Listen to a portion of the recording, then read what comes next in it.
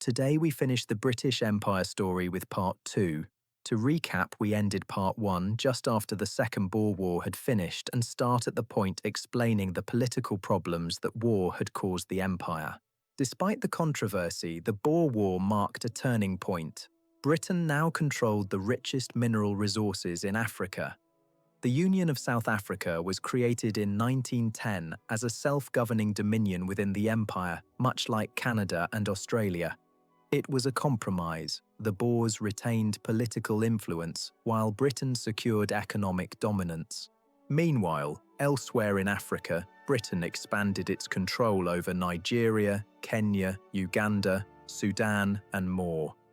Missionaries and administrators followed soldiers, establishing schools, railways, and colonial governments. The empire presented itself as bringing progress, but Africans often saw exploitation, land seizures, and forced labour. At home, the late Victorian era was the height of imperial confidence.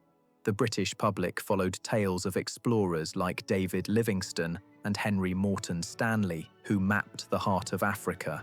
Newspapers glorified the empire, and schoolchildren learned that they belonged to the greatest power in the world.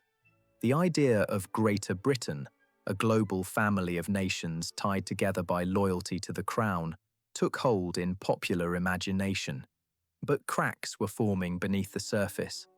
The Boer War revealed how costly imperial wars could be, both in lives and in reputation. Rising powers like Germany and the United States were catching up industrially and militarily. Nationalist movements were stirring, not just in Africa and Asia, but even in Ireland, closer to home. Still, at the dawn of the 20th century, the British Empire seemed invincible. Its territories spanned the globe, its navy ruled the seas, and its wealth flowed from mines, plantations, and factories worldwide. The dream of an empire stretching from Cape to Cairo was almost realized. Yet the very forces that expanded the empire, nationalism, industrialization, and global competition, were also preparing the storm that would soon test Britain's imperial dominance like never before. By the early 20th century, the British Empire was the largest the world had ever seen. At its zenith in 1914, it spanned more than 13 million square miles and governed nearly a quarter of the world's population, around 412 million people. The Union Jack flew over Canada, India, Australia, New Zealand, Egypt, Nigeria, Kenya, South Africa, the Caribbean, and dozens of smaller islands and protectorates. The famous phrase held true: the sun never set on the British Empire. Britain's global dominance rested on two pillars: industry and the Royal Navy. Britain was the first industrial nation, with coal, steel, and manufacturing fueling its economy. Its navy was unmatched, a floating fortress that ensured trade routes remained secure and colonies stayed tethered to London. But beneath the glittering surface of imperial supremacy, challenges were growing. At home, Britain faced stiff competition from rising industrial powers like Germany and the United States. Abroad, resentment brewed in colonies where promises of civilization often looked like exploitation. And in Europe, rival alliances were preparing for a conflict that would test Britain's empire like never before. When World War I erupted in 1914 after the assassination of Archduke Franz Ferdinand, Britain was drawn in to defend Belgium and contain German expansion. But this wasn't just a European war. It quickly became a global war, and the empire was Britain's greatest asset. From the very start, the empire mobilized. India alone sent over 1.3 million soldiers to fight for Britain, serving on the Western Front, in the Middle East, and in Africa. Canada, Australia, New Zealand, and South Africa, self-governing dominions of the empire, rallied to Britain's side, raising troops, sending supplies, and fighting in some of the war's bloodiest battles. At Gallipoli in 1915, troops from Australia and New Zealand, known as ANZACS, stormed the beaches in a doomed attempt to seize the Dardanelles from the Ottoman Empire. Though the campaign ended in disaster, it became a defining moment in national identity for both countries. In Canada, the bloody victory at Vimy Ridge in 1917 became a symbol of pride and independence, even as the soldiers fought under the British flag. African and Caribbean colonies contributed too. Thousands of African porters and soldiers supported campaigns against German colonies in East Africa. Troops from the West Indies fought in Europe and the Middle East, though they often faced discrimination and were relegated to labour units rather than combat roles. The war also transformed the Middle East, where Britain sought to dismantle the crumbling Ottoman Empire. British forces, supported by Arab rebels led by figures like T.E. Lawrence, Lawrence of Arabia, captured Jerusalem and Baghdad. After the war, Britain would gain control of Palestine, Iraq, and Transjordan under the League of Nations mandate system, adding yet more territory to its empire. On the home front, the war reshaped Britain's relationship with its colonies. For millions of colonial subjects, fighting for Britain was sold as a fight for freedom and democracy. Yet, after the war, many asked, where was that democracy for us? In India, returning soldiers found themselves radicalized, fueling demands for independence. In Ireland, resentment of British rule erupted into rebellion during the Easter Rising of 1916, setting the stage for eventual Irish independence. Economically, the war was ruinous. Britain poured enormous resources into the conflict, borrowing heavily from the United States. By 1918, Britain had gone from being the world's greatest creditor to one of its largest debtors. The empire emerged victorious, but weakened. Still, in 1919, it looked as if the empire had never been stronger. The Treaty of Versailles granted Britain control over vast new territories from the defeated Central Powers.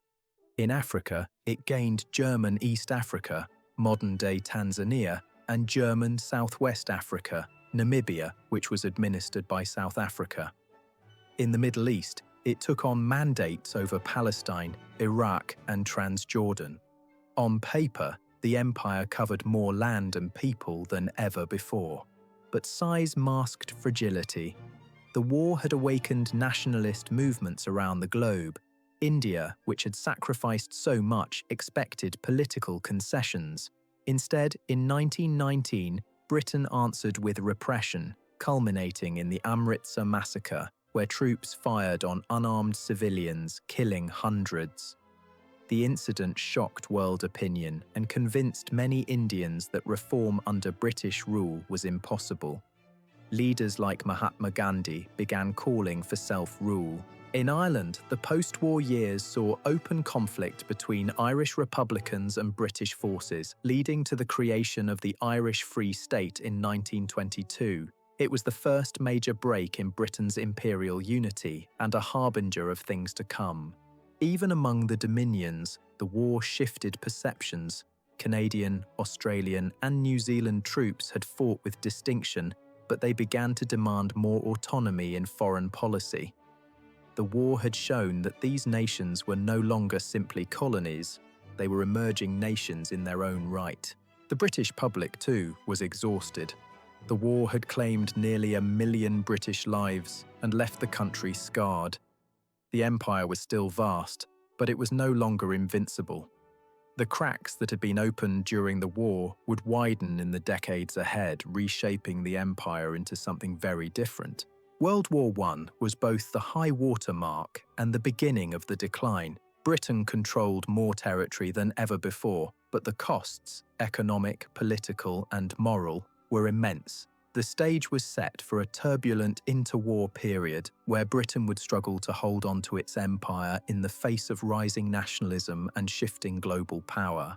The end of World War I left Britain victorious but battered. On the surface, the British Empire appeared larger than ever. With the addition of former German and Ottoman territories, the Union Jack flew over nearly a quarter of the globe. Britain now administered Palestine, Iraq, and Transjordan in the Middle East, as well as new mandates in Africa.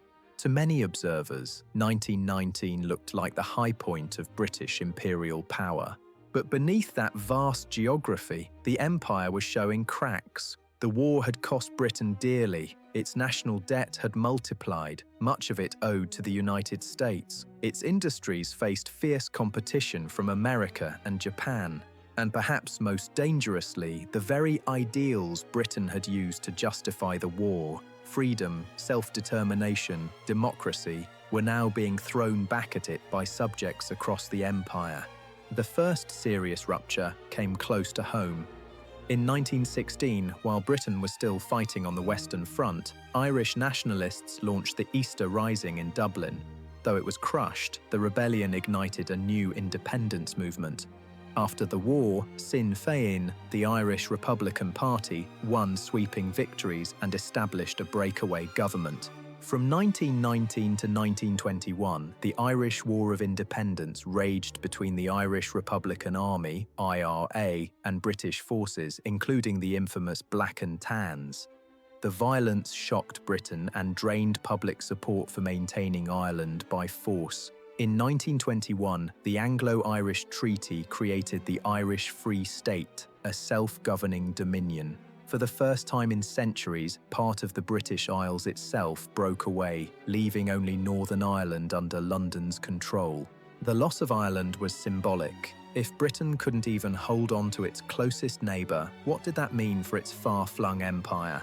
Meanwhile, in India, demands for independence reached a fever pitch. During the war, over 1 million Indian soldiers had fought for Britain, with the expectation that loyalty would be rewarded with greater self-government. Instead, India got repression. In 1919, protests against the Rowlatt Acts, which extended wartime emergency powers, culminated in the Amritsar massacre. British troops under General Dyer opened fire on unarmed civilians gathered in a walled garden, killing hundreds. The massacre stunned the world and transformed Indian politics. Moderate calls for reform gave way to mass movements for independence. Leading this charge was Mahatma Gandhi, who pioneered the strategy of non-violent resistance. Campaigns of boycotts, civil disobedience, and peaceful protest spread across India. Gandhi's philosophy of satyagraha, truth force, inspired millions and presented Britain with a new kind of opposition, one it could not easily crush without damaging its international reputation. Elsewhere, the empire's self-governing dominions, Canada, Australia, New Zealand, and South Africa, also began to assert themselves. Their massive sacrifices in the war gave them a new sense of national pride. At the Paris Peace Conference in 1919, they demanded their own seats at the table, separate from Britain. The Statute of Westminster, 1931, would eventually formalise this independence, granting dominions full legal autonomy while still recognising the British monarch as head of state.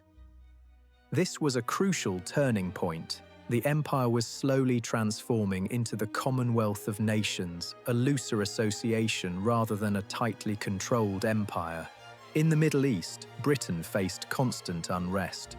In Iraq, anti-British uprisings in 1920 forced London to rely on air power and armoured cars to keep control. The cost of occupation led Britain to install a client monarchy instead of ruling directly. In Palestine, Britain promised both Jews a homeland via the Balfour Declaration and Arabs independence, setting the stage for decades of conflict. In Africa, Britain expanded railways, mines, and plantations, but resistance grew. In Kenya, land was seized for white settlers, displacing African farmers. In Nigeria, colonial taxation sparked riots. These tensions simmered, often ignored in London, but they laid the groundwork for future independence movements. The 1920s brought moments of hope, including the British Empire Exhibition of 1924, which celebrated imperial unity. But the 1930s shattered those illusions. The Great Depression devastated global trade, and many colonies struggled as demand for raw materials collapsed. Britain responded by tightening economic ties within the empire, promoting the idea of imperial preference, trading more within the empire than with outsiders. But while this helped Britain, it reinforced the sense among colonies that their economies existed primarily to serve London. For example, Indian cotton weavers were still crushed by imports from Manchester, while African farmers were locked into low prices for their crops. By the eve of World War II, the British Empire was still vast, but it was a house under pressure. In Ireland, partition left lasting bitterness. In India, Gandhi's movement was stronger than ever. In the Dominions, nationalism grew. In Africa and the Middle East, colonial subjects were increasingly restless. Britain's leaders tried to balance reform with repression, offering gradual political concessions while clinging to imperial control. But events were moving faster than they could manage. Nationalism, economic strain, and rising global competition were converging. The empire might have endured longer if peace had lasted, but the rise of Nazi Germany, fascist Italy, and imperial Japan would soon plunge the world into another global conflict, one that would change the fate of the British Empire forever. When World War II erupted in 1939, Britain once again turned to its empire for support, facing the Axis powers, Nazi Germany, fascist Italy, and imperial Japan. Britain relied heavily on colonial manpower, resources, and strategic bases. The war would demonstrate the empire's immense value, but it would also expose its fragility. By 1945, Britain had won the war but lost the ability to hold its empire together.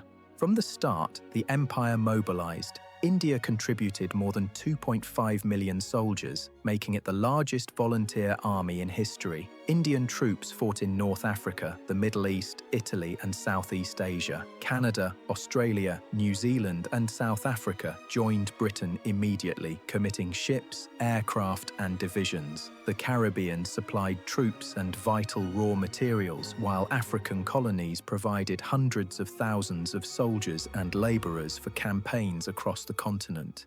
Britain's global bases, Gibraltar, Malta, Singapore, Alexandria, and others, became critical in the fight to maintain control of sea routes.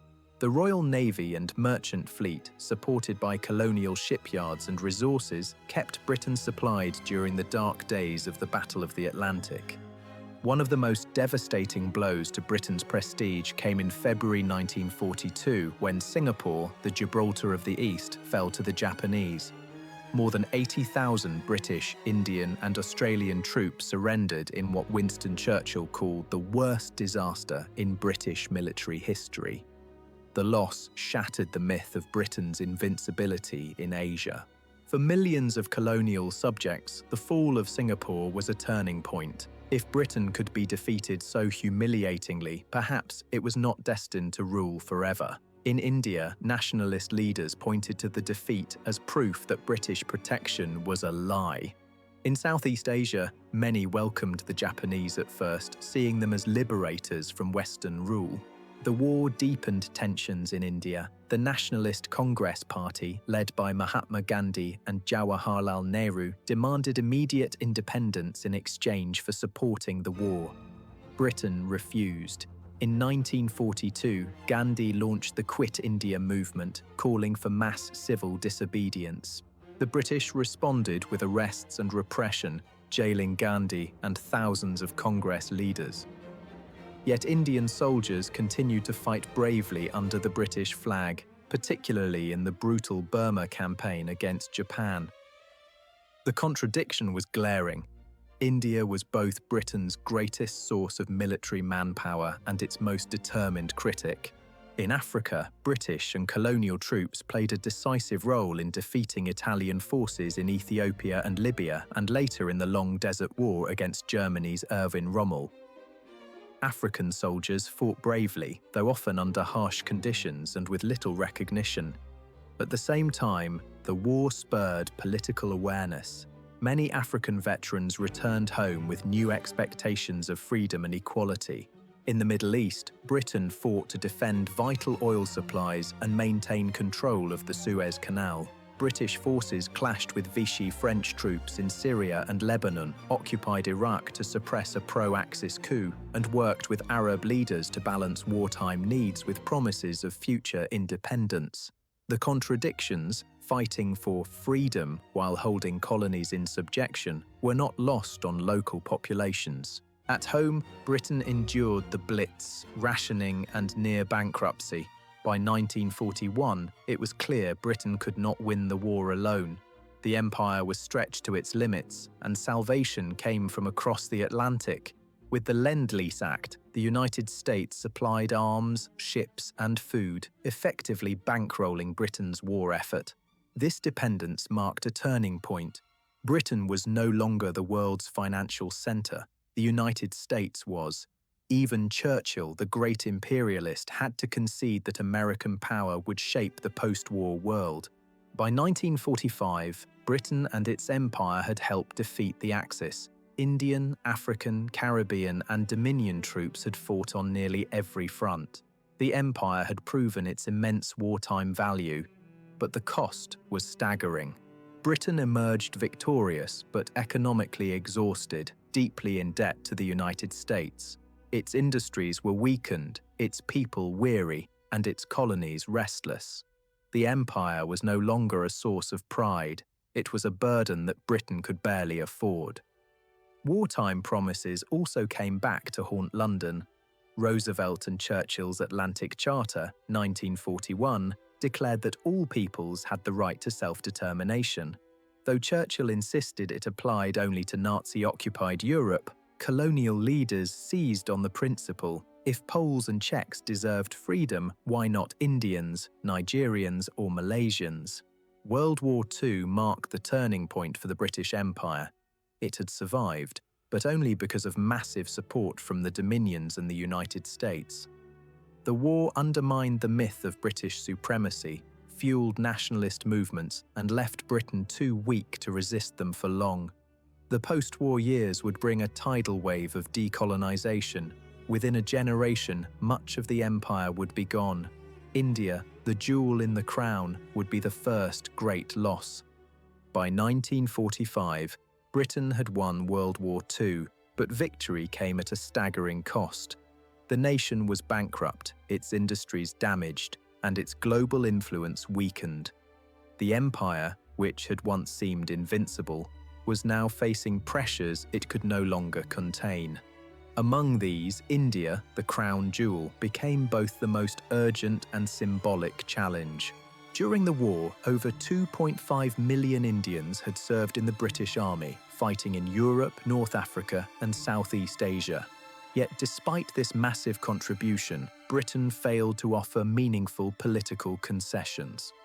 The Quit India movement of 1942, led by Mahatma Gandhi, had been brutally suppressed, but nationalist sentiment only intensified during the war years. The British government realised that continuing to rule India by force was no longer viable. Economic exhaustion, combined with the rising strength of nationalist movements, made it clear that independence was inevitable. Political negotiations began in earnest, but they were complicated by a growing religious divide between Hindus and Muslims. The Muslim League, led by Muhammad Ali Jinnah, demanded a separate state for Muslims, fearing domination by a Hindu majority in a united India. Gandhi and the Indian National Congress, meanwhile, continued to advocate for a unified, independent India. The stage was set for a dramatic and often tragic resolution. In August 1947, Britain finally ended its rule over India. Two new nations emerged: India and Pakistan. Independence came with chaos and violence. The drawing of borders sparked one of the largest mass migrations in history. Millions of Hindus, Muslims, and Sikhs crossed newly created borders, fleeing communal violence. Estimates suggest that up to 1 million people died, while tens of millions were displaced. India's independence was the opening act of post-war decolonization. In 1948, Burma, now Myanmar, and Ceylon, now Sri Lanka, gained independence peacefully. Across Africa, nationalist movements accelerated. The political awakening that had been building for decades was now fueled by wartime experience. Millions of colonial soldiers returned home with new expectations of freedom and equality. In the Caribbean, leaders pressed Britain to grant greater self-government. In the Middle East, Britain struggled to maintain control over Palestine, which was increasingly caught in violent conflict between Jewish and Arab populations. The British administration eventually withdrew in 1948, leading to the creation of Israel and leaving a legacy of ongoing tensions. Britain's weakened post-war economy made it impossible to maintain an empire as it had before. The United States and the Soviet Union emerged as the dominant world powers, with both opposing colonial empires, the Americans for ideological and economic reasons, the Soviets for strategic ones. Britain relied on American financial aid through programs like the Marshall Plan, which often came with conditions that implicitly encouraged decolonization. Maintaining large garrisons, running administrations, and subsidizing colonial economies were no longer feasible. Britain could no longer afford the empire militarily, economically, or politically. The era of imperial dominance had passed. The 1950s and 1960s became the decades of rapid decolonization. In Africa, colonies gained independence one after another. Ghana in 1957, Nigeria in 1960, Kenya in 1963. Many transitions were peaceful, but some, like Kenya's Mau Mau uprising, involved violent struggle. Britain shifted its strategy from direct rule to creating the Commonwealth of Nations, a voluntary association of former colonies maintaining symbolic ties to the British monarchy. This allowed Britain to retain influence, even as formal control disappeared. A symbolic end to Britain's global supremacy came with the Suez Crisis of 1956. Britain, along with France and Israel, attempted to seize control of the Suez Canal from Egypt. The operation failed due to political pressure from both the United States and the Soviet Union, demonstrating that Britain was no longer a superpower capable of acting independently on the world stage. The crisis underscored a stark reality. Empire was no longer sustainable. The world had changed. Britain's military might could no longer guarantee political control. Economic dependence on the United States and global opposition to colonialism had shifted the balance irrevocably. The immediate post-war years revealed the speed of the empire's collapse. In just a decade, Britain lost the jewel of India and began relinquishing control over Africa, the Middle East, and the Caribbean. The empire that had been centuries in the making was dissolving in a matter of years. Yet even in retreat, Britain sought to shape the post-imperial world. The Commonwealth offered a framework for cooperation and influence. The English language, legal systems, parliamentary democracy, and infrastructure built during colonial rule ensured that Britain's legacy would persist long after formal control ended. By the early 1960s, the age of empire was effectively over. Britain was no longer the dominant global power. It had been overtaken economically and militarily by the United States and the Soviet Union. What remained of the empire were symbolic territories, trade connections, and cultural influence, the soft power that would define Britain's role in the world for decades to come. By the 1960s, the British Empire was rapidly shrinking. India and Pakistan had already gained independence in 1947, and Burma and Ceylon had followed shortly thereafter. But the next stage, Africa, the Caribbean, and the Pacific, would see the most dramatic unraveling of Britain's once global holdings. Africa became the main theatre of post-war decolonization.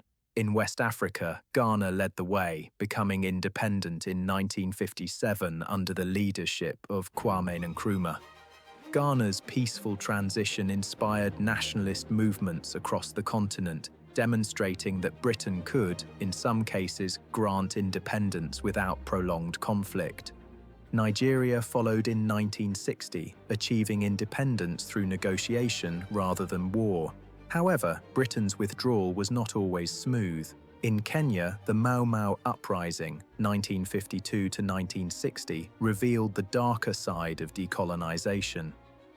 Kikuyu rebels fought fiercely against British settlers and colonial authorities, while Britain responded with military campaigns, mass detentions, and controversial rehabilitation camps. The violence shocked international opinion, highlighting the human cost of empire and accelerating Britain's decision to leave. By the late 1960s, former British colonies across Africa, Tanganyika, Uganda, Zambia, Malawi, and Botswana had all achieved independence. Even in Rhodesia, modern-day Zimbabwe, independence struggles would continue into the 1970s, reflecting the lingering resistance of settler-dominated territories to majority rule. The Caribbean experienced a similar wave of independence. Jamaica and Trinidad and Tobago became independent in 1962, followed by Barbados, Guyana, and other territories over the next decade. The British Caribbean, while smaller and less strategically critical than Africa or India, showcased Britain's ability to transition colonies into the Commonwealth relatively peacefully. In the Pacific, territories like Fiji, Papua New Guinea, and the Solomon Islands gradually moved toward independence, while Australia and New Zealand had long since achieved self-government, evolving into fully autonomous dominions within the Commonwealth. The economic reality of post-war Britain made the empire increasingly untenable. Maintaining colonial administrations, armies, and infrastructure across multiple continents was prohibitively expensive. At the same time, global trade patterns were shifting. Britain's former colonies now sought to develop their own economies, reducing their dependence on London. Politically, Britain was also constrained by the rise of nationalist movements and international pressure. The United Nations, founded in 1945, championed self-determination, putting moral and diplomatic pressure on colonial powers. Colonial populations, many of whom had fought in World War II, were no longer willing to accept subjugation. As formal empire receded, Britain worked to maintain influence through the Commonwealth of Nations. This organization linked former colonies through shared language, legal systems, cultural ties, and symbolic loyalty to the British monarch. While no longer an empire in the traditional sense, the Commonwealth allowed Britain to retain soft power, shaping trade, diplomacy, and cultural connections across the globe. By the 1970s, the British Empire had effectively ceased to exist. The Falklands, Gibraltar, Bermuda, and a few small Caribbean islands remained under British control, but these were minor holdings compared to the sprawling territories of the past. The empire that had once governed a quarter of the world's population had largely disappeared in just 3 decades. Yet the legacy of empire persisted. The English language, parliamentary systems, legal codes, and infrastructure in former colonies reflected decades of British influence. Economically, trade patterns established during colonial rule continued to shape global markets. Socially and politically, the challenges of managing ethnically and religiously diverse populations in former colonies often reflected borders and policies drawn under British administration. The final wave of decolonization revealed the limits of imperial power. Military might, economic leverage, and cultural influence could not indefinitely sustain control over distant peoples determined to govern themselves. By the late 20th century, Britain had transitioned from an imperial superpower to a modern nation navigating a post-colonial world. The sun had finally set on the British Empire, but its impact, for better or worse, remained deeply embedded in global history. Perhaps the most obvious legacy is language. English is now the global lingua franca, spoken by billions of people worldwide. Its spread was not just a result of trade or colonization, but also of education, governance, and media imposed during imperial rule. From India to Africa, the Caribbean to Southeast Asia, English became the official language in courts, schools, and government, a unifying tool that persists long after political control ended. Culturally, the empire left behind legal systems, parliamentary institutions, and administrative structures. Countries like Canada, Australia, New Zealand, India, and Singapore continue to base their legal and governmental frameworks on British models. Even in Africa and the Caribbean, elements of British law and parliamentary practice remained central to governance. Britain also exported literature, sports, and traditions. Cricket, rugby, and football became deeply rooted in former colonies. The British educational model, including public schools and universities, influenced elites across Asia, Africa, and the Caribbean. These cultural legacies helped shape national identities long after independence. The economic legacy of the empire is more complex. During colonial rule, Britain extracted raw materials from its colonies, cotton, sugar, tea, gold, and other resources, processed them at home, and sold manufactured goods back to the colonies. This mercantilist system created wealth for Britain but often entrenched economic dependency in the colonies. Even after independence, trade patterns reflected these structures. Former colonies often continued exporting raw materials and importing British goods. However, over time, many nations diversified their economies, modernized industries, and joined the global market on their own terms. Still, the uneven development patterns established during the empire have contributed to ongoing disparities between the global north and south. Infrastructure is another lasting contribution. Railways, ports, telegraph lines, and roads built during imperial rule often became the backbone of modern transportation networks. India's rail system, Africa's colonial roads, and Caribbean ports remain vital today, although their original purpose was to consolidate British control and extract resources. The empire also influenced political thought and social movements. Ironically, the education and legal systems established by Britain helped foster nationalist and independence movements. Leaders like Mahatma Gandhi, Kwame Nkrumah, Jomo Kenyatta, and Nelson Mandela were shaped by Western ideas of democracy, law, and civil rights, which they then applied in struggles for self-determination.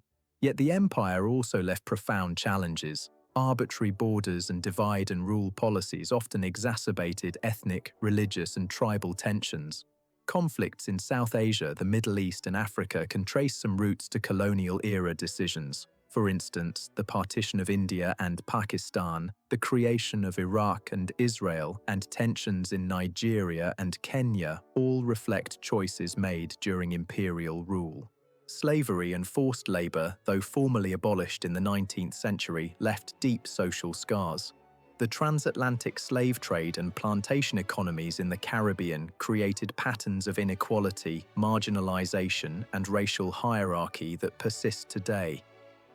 The moral costs of empire, exploitation, displacement, and violence are inseparable from its achievements. The British Empire also contributed to scientific and technological development. Colonial administrators promoted medicine, public health initiatives, and botanical research. Universities and technical schools were established, fostering local expertise in science, engineering, and administration. While these institutions were often designed to serve colonial objectives, they became vital centers of knowledge and innovation post-independence. The Commonwealth of Nations, a voluntary association of former colonies, reflects Britain's attempt to retain influence in a post-imperial world. While symbolic in many ways, it maintains cultural, diplomatic, and economic ties. Former colonies often cooperate in trade, education, and international diplomacy under the Commonwealth framework, preserving a soft power legacy that outlived formal empire. The legacy of the British Empire is thus dual and paradoxical. On one hand, it spread language, technology, law, infrastructure, and governance systems that facilitated modernization and global connectivity. On the other hand, it relied on exploitation, oppression, and inequality, leaving scars and conflicts that persist.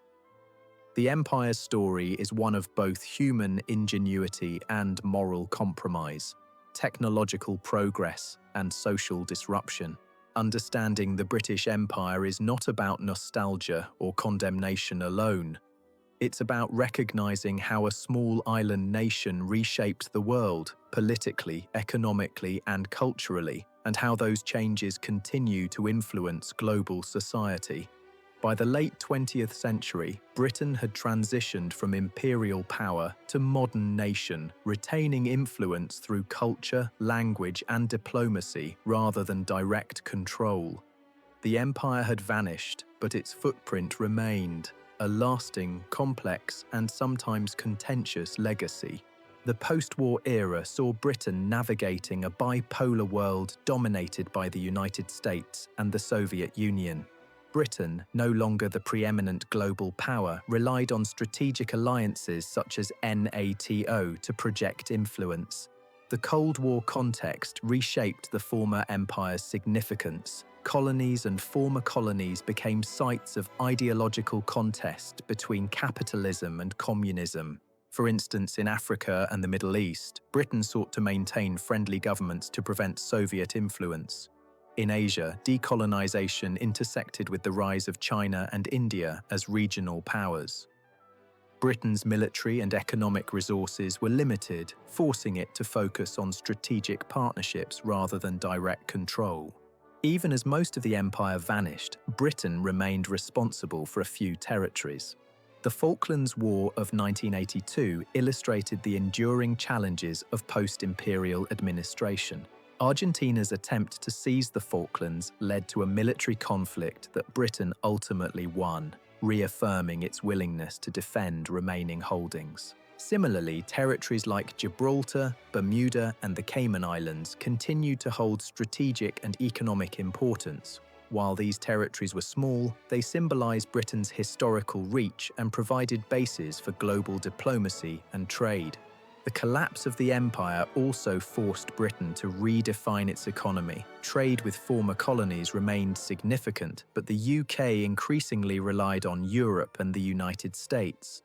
Entry into the European Economic Community in 1973 reflected this new focus, though debates over sovereignty and trade would eventually lead to Brexit decades later, a modern echo of Britain's search for global relevance. At the same time, Britain leveraged finance, media, and culture to maintain global influence. London remained a financial hub, the BBC became a global broadcaster, and British literature, music, and film shaped international culture. Even without empire, Britain's global presence was sustained through ideas and influence rather than territorial control. The empire's legacy continued to shape both Britain and former colonies. English remained a global language. Parliamentary democracy, legal systems, and bureaucratic frameworks established under colonial rule endured, and trade and migration links created a network connecting millions of people across continents. Yet the empire also left complicated challenges. Arbitrary borders, ethnic divisions, and historical grievances contributed to conflicts in former colonies. Economic inequalities created during imperial rule persisted, influencing development patterns and international relations. Socially, debates over race, immigration, and cultural identity in Britain reflected the ongoing consequences of its imperial past. Britain's moral contradictions were stark. While spreading ideas of democracy, law, and governance, it denied these rights to colonial subjects. While building railways, schools, and courts, it simultaneously extracted resources, imposed taxes, and enforced racial hierarchies. The British Empire was both a force for modernization and a system of domination. The 20th century exposed the limits of imperial power. 2 world wars weakened Britain economically and militarily, while nationalism surged across colonies. India's independence in 1947 marked the symbolic and strategic beginning of the empire's collapse. Over the following decades, Africa, the Caribbean, and the Pacific followed suit. By the 1970s, Britain retained only a handful of territories. The empire that had taken centuries to build disappeared in less than 3 decades, a breathtakingly rapid collapse in historical terms. Despite its end, the empire left enduring legacies. The English language, legal systems, parliamentary governance, and infrastructure remain central in former colonies. The Commonwealth facilitates cooperation and cultural exchange, while global trade networks often trace back to colonial-era patterns. Sports, literature, media, and education continue to reflect British influence worldwide. Yet the empire's legacy is ambivalent. Borders drawn under colonial rule contributed to ongoing conflicts, economic systems often entrenched inequality, social divisions and racial hierarchies persisted long after independence. Understanding the British Empire requires grappling with both its achievements and its costs. The story of the British Empire demonstrates the ephemeral nature of power. No matter how vast your territory, how strong your navy, or how advanced your economy, empires are ultimately unsustainable. They generate the very forces that lead to their decline: nationalism, political consciousness, and economic independence. Britain's rise and fall illustrate how ambition and ingenuity can achieve global dominance, but also how human and moral costs, combined with changing global conditions, can bring even the mightiest powers to an end. The empire also teaches the importance of adaptation.